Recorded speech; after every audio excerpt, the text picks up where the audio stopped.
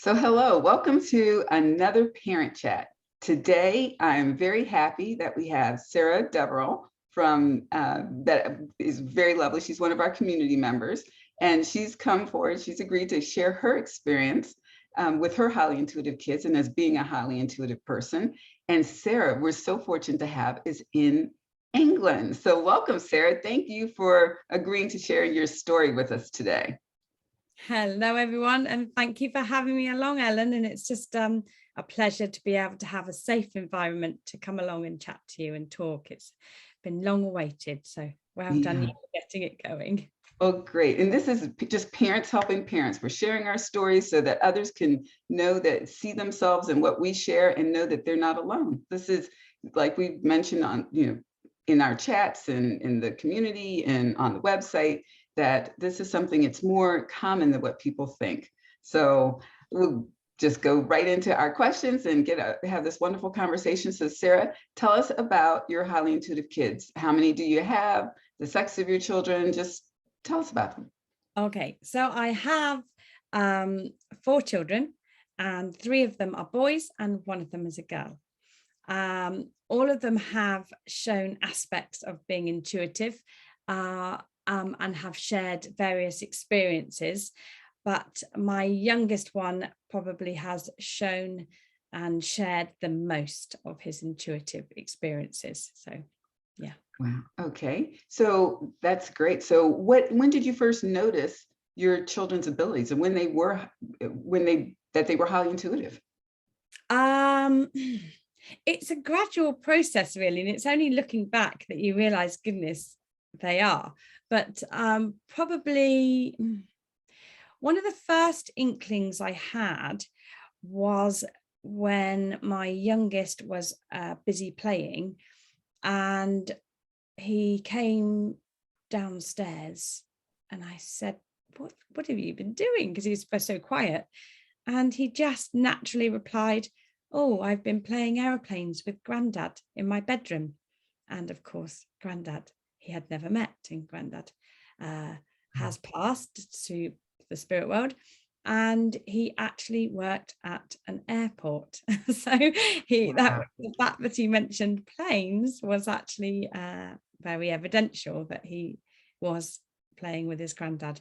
But incidentally, I actually was told I went and had a reading with a medium in UK, and in that reading it did come up that my granddad actually is very much around protecting my youngest son. So it's a double whammy that came out. Yeah. Wow. And that's beautiful. And how old was your son when he came down and told you that? You know what, to be honest, I cannot remember. I wish I could, and I should have written a date on it. And it's only because more and more experiences started happening that a good friend of mine said, you must write these down. And she was so right, because you kind of forget them. And unfortunately, I don't remember the age, but he was young. He was young. All of his main experiences, he would have been at least under 7. So he would have been really only just talking then. So I would say. And that's great. And I asked that because that was the same for Ethan. It started around 2 years old. And when we did the parent chat with Marina, she was saying her daughter was 3. So it's just to show that they have those, they're so open and have those experiences at that young age. And that's wonderful that he came down and said that to you. But I love what you just said about writing it down, about that, just to have that and journaling, and even to be able to share that back with them later on that they had these experiences. That's great. Yeah, absolutely. Yeah. Because I surely would have. I think that was probably the earliest one, because I would have forgotten about that. So I do think it was one of his early experiences. But he has had a variety of experiences. That's what's quite interesting. Another one is he must have been about 5, I think, 4 or 5. And it was a particular morning that he woke up and gave me this incredible hug. And it was like a hug that he hadn't seen me for ages. And I remember thinking at the time, because you have the hug and you go to pull away and he was still holding on tight. And I remember thinking it was, gosh, maybe he'd had a nightmare or felt unsafe or something, because he was really hanging on. But anyway, we proceeded to start to go down the stairs, and I remember I was at the top step and he just turned to me and said, "Thank you for being my mummy and daddy. Do you know I chose you to be my mummy and daddy?" And I just looked at him, and I tried not to look shocked, or because I'm intuitive and a medium myself, I didn't want to give my excitement over and he was, put him off saying anything. So I tried to be as casual as possible. And I just said, "Oh, did you?" And so he said, "Yes." He said, and sadly, for the life of me, he actually told us why he chose each of us for our qualities. And I didn't write that down. And everyone knows me in UK, I have an awful memory. But he actually mentioned 2 qualities, why he chose each of us. And we were continually going down the stairs. And I said, "Oh, thank you, Max. That's really nice. It's nice to know that you chose us." And he said, "Well, oh, what was it he went on to say? Just lost my train of thought then. He said, I chose you because it took you a long time to have a baby, didn't it?" And actually it did. I had a lot of miscarriages before he came along, and it took us at least 4 years to fall pregnant. So he was so again, there was a bit of evidential confirmation with that. So oh, wow. What a beautiful, beautiful validation. That's great. yeah. I love that. Interesting that not only did the experience happen, it seemed to have some backing up of evidence, which was nice as well. Yeah. Well, I love that. And I love what you said, because you're highly intuitive as well. And it does tend to run in family lines. So what about you? Tell me a little bit about you being a highly intuitive person and a child, and when you noticed, and just your experience with it and how it's helped your parenting. Yeah. Okay. So, well, actually, my mum was an intuitive, and my mum has passed now, but from what I remember of the memories of my mum when we were younger, we used to go into houses, and I just always remember her saying, "Oh, we can't buy this one. This doesn't feel right," or "This one's okay. This will be an option." But I remember that she could feel energies in rooms, which is interesting because I've lost quite a lot of memory of my childhood with her, but I do always remember particularly her talking about her intuitiveness. But for me as a child, it didn't I didn't actually understand at all what was going on. All I understood was people were looking at me, obviously not people in this world that like you and I, and it frightened me. And I did have a very long childhood of being scared.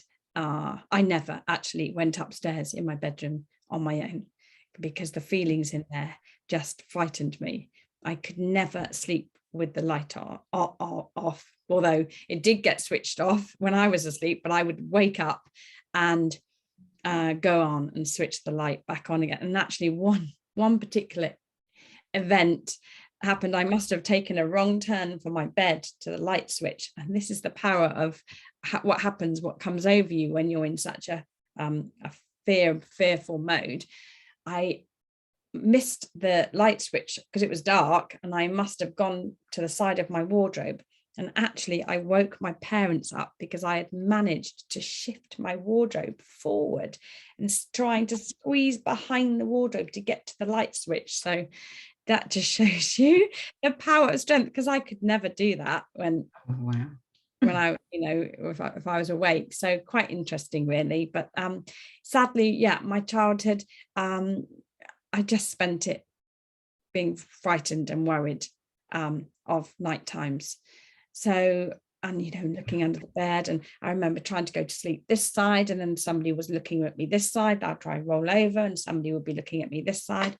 But one interesting thing I used to do was I used to look for the colored balls, and I used to close my eyes, and all these colors of balls would come at me, and I would wait for the pink ones to arrive. That kind of settled me a little bit somehow. But interestingly, I rarely talked about it. I wasn't able to share those feelings with my parents for whatever reason. I just obviously didn't feel there was the space, or I never heard anyone else talk about it. And I literally just thought I was odd. It was my problem. So sadly, my mum did know that I had issues of it. Obviously they did, because they'd hear me getting up and putting the light on. But I honestly think they just thought I was just making it up or being scared for nothing. And I thought I was making it up in my head, if you know what I mean. So Yeah. I didn't really realize that it was so real, and it was so nothing to be scared of. So, Wow. And I love that you just shared all that, because even so many kids have trouble sleeping at night because they are experiencing all of these different, energies and this different subtle, feeling of people looking at them, or seeing, people, images of people looking at them, and not being able to sleep and not feeling. And same here for me. I used to have flying dreams all the time, flying, like I was flying, and I didn't realize. I realize now that I used to astral travel, and Ethan does that. He tells me all the time he has flying dreams. Never knew what it was, and I'd wake up and I wouldn't feel rested, and just having these experiences at nighttime.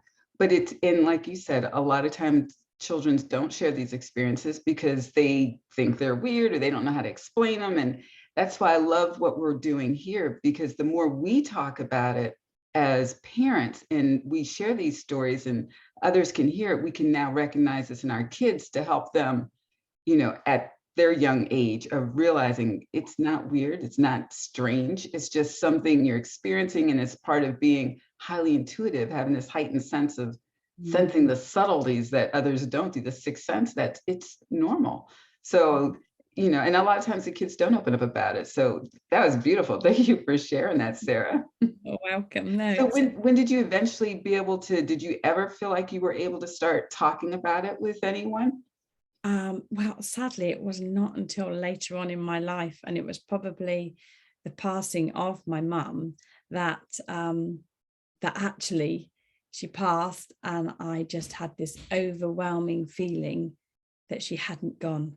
But I needed to reach her. I needed to get her to speak to her, because actually she passed in conditions where we weren't expecting her to.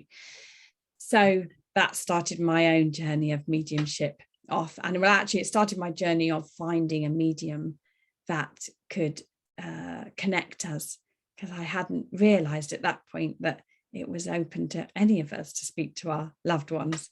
But it started a 21 years until I actually found a medium that was able to relay evidence of what had gone on in my life, and evidence of my mum since her passing.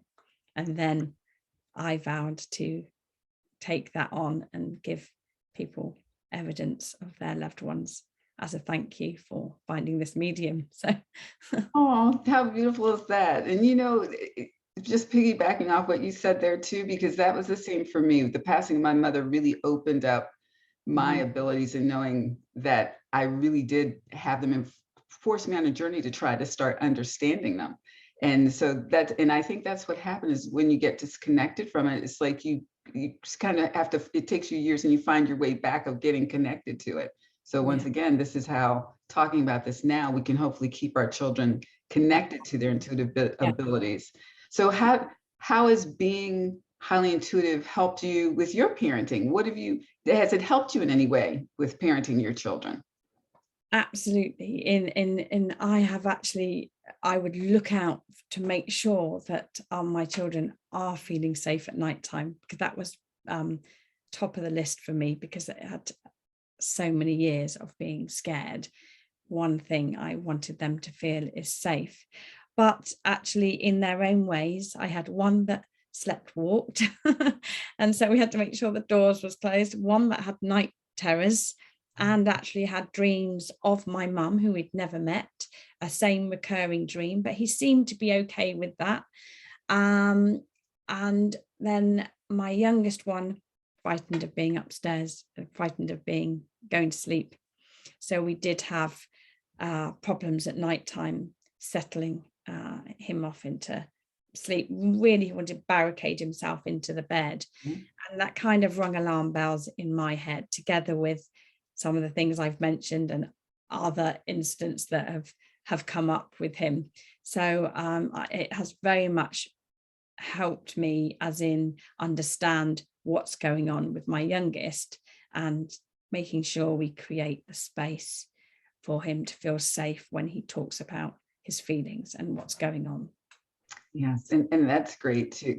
And I'm glad you shared those different things, because there's going to be parents out there listening to this that may or may not recognize Ethan also did sleepwalk as well. And then, like you said, the barricading and not feeling safe. So those are things for parents to just kind of pay attention to. So were there certain techniques? Did you use anything to help them to work through this? Okay, so mainly it's holding space and listening and saying we understand, and trying to create a healthy bedtime routine with going along with helping him feel safe, but not too over the top that this is turning into a huge episode every night. So I think some of the times I would just sit there, because I just knew that he didn't want to be on his own. And if you sit there and wait for him to fall asleep, isn't ideal, but it isn't ideal going through what we go through with this intuitiveness or mediumship journey. But so various things really, we kind of tried and tested and kind of went with the flow with him really. So another thing we did do, actually, we got audiobooks, and that actually was a lifesaver. And funny enough, that's actually something that helped me. I was advised later on in life, because I still actually suffered with being frightened at nighttime in my adulthood, and I always slept with the light off. I now sleep with it off, but very much through a lot of my adulthood, I was still sleeping with the light on. And I was suggested that I put a radio on or listen to something, so that my mind would become occupied with listening to the radio or a story, rather than listening to or being able to be fully aware of what was going on. Interestingly, no one actually said, ask it to stop, ask not at nighttime. So again, now going through the experience and the journey I have gone through, I will be able to share that and other things that we've done should this happen with any of our children. But actually, we did put an audiobook on so that he could get interested in the story, and that actually did help. Yeah, the audiobook. That's great. I still listen to an audiobook now, so yeah, that was probably one of the biggest things that helped for us.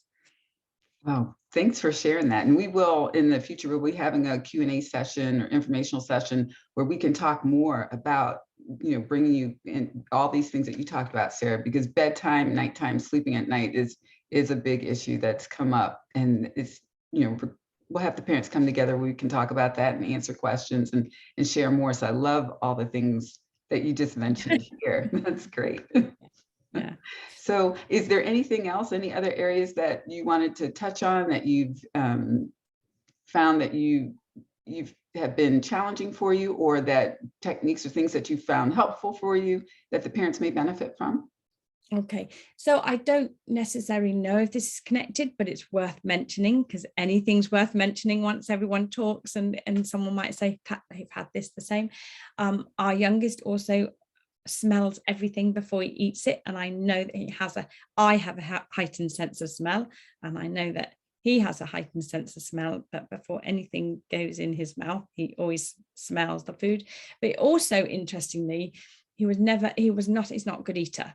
And even since a baby, he or when you could start eating, he never wanted meat in his mouth. He never wanted to chew that. We are non-meat eaters.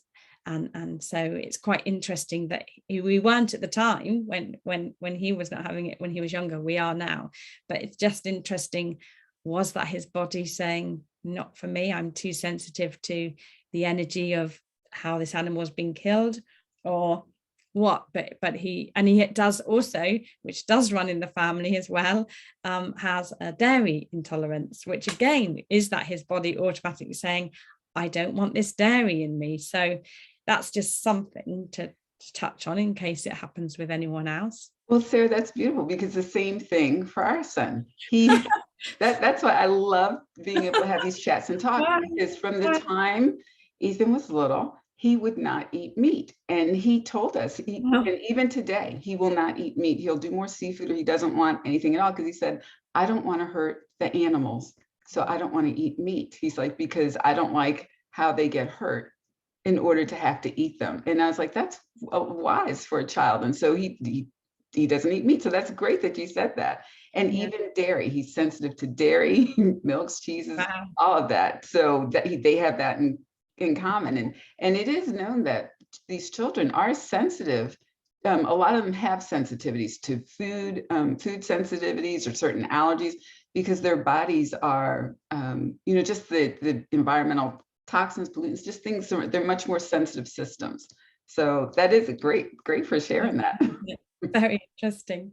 And another area which is probably quite a big topic, but we could just touch on it for a minute today, is school. And interestingly, in the same reading that I had, that the medium told me that my youngest son was my granddad was protecting him.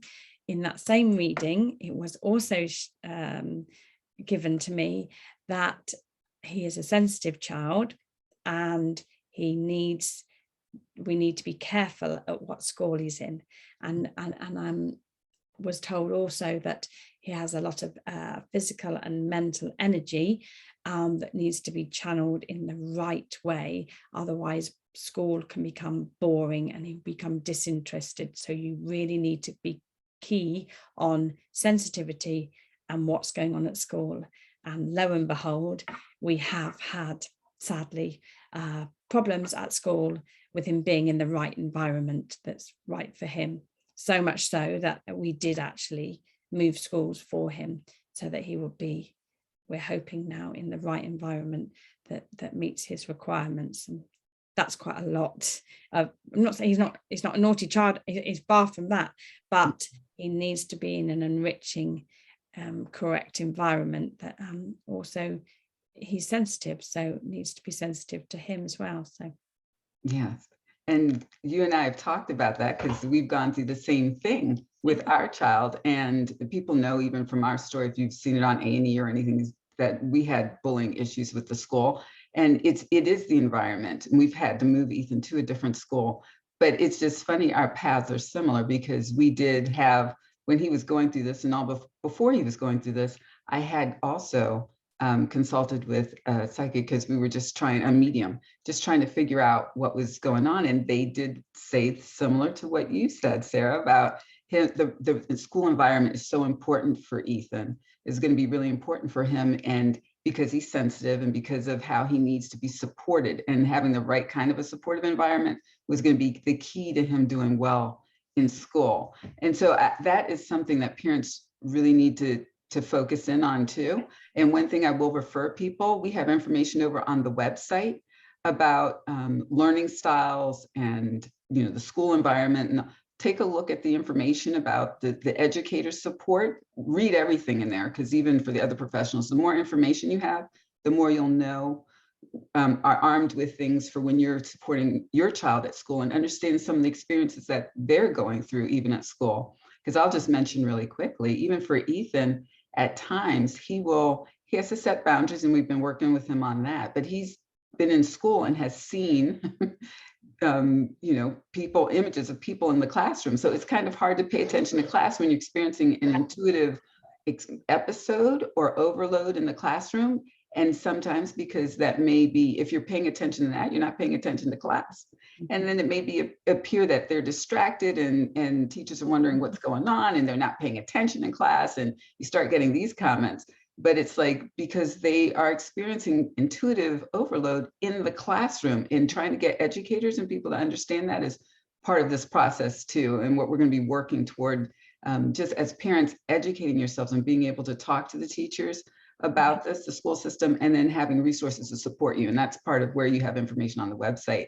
And then conversations like this, yeah, parents sharing about all of this. Yeah, and interestingly, and then as you're going through that, absolutely, I agree with everything you said. And another interesting thing is that being sensitive and an empath, feeling everything that's going on in the classroom, And we all know this day and age, there's a classroom that's got louder children and children that aren't listening or whatever ways, or naughty children, whatever. But interestingly, the teacher would always seem to place that kind of child next to Max because he was a sensitive carer, but that would be the worst option for him, because the overstimulation of all of that energy and distraction, because actually they quite like their own space and their own quietness to work. So they get a double whammy because they're kind of seen as the sensitive ideal child to place these other children, whatever's going on with them, next to them. It's a disaster. So that is exactly one of the key elements you have to look out for. Oh, my child is constantly having to kind of babysit, because also they won't say anything about what particular behavior is going on, because they're empath and they're sensitive to that other child, which makes them ideal to sit them next to them, and it isn't for our children. So yeah, that is great. That's great, because same thing. And I've had situations where I've had to go to the school and ask Ethan's seat to be moved to a different location because it was affecting him, and just trying to get them to understand that. But we've talked about so much, and there's going to be so much more we're going to talk about and have sessions with parents. And I love how the different topics that we've touched on, Sarah, and I really appreciate you bringing all this to light. I want to ask you, is there anything else that you want to offer before we kind of wrap up this parent chat, and just knowing that we're leaving the door open with everything that we've brought up to be much more delved into much more deeply in some of our parent Q&A sessions and informational sessions to come? I mean, this has been a wonderful conversation.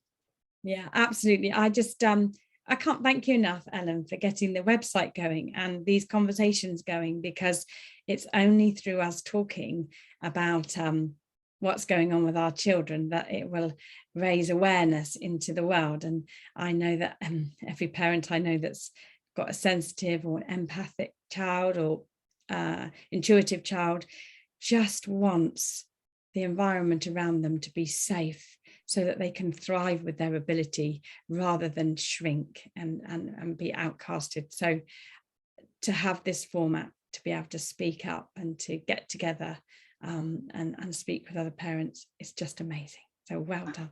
Well, thank you so much for sharing, and we will be bringing more tips and techniques, and just this is as much for the parents as well as for the kids, because we as parents, for those who are highly intuitive, and then there are some who may not be, or we all have intuitive ability. Some are highly intuitive and some may not be as much, but come together with this understanding. And then we'll be bringing techniques that parents can use and that we can also teach the child to help them. But this has been a fabulous conversation. Thank you so much, Sarah. And I think we've laid the foundation for a lot more in-depth conversations to come. Absolutely. Thank you, Ellen. Thank you, everyone. And just I hope that you feel safe here and you're able to share anything that's going on, because the other interesting point is that every child is different, and we might have similar and we might have overlaps, but we all have different things to share. So that's how we learn.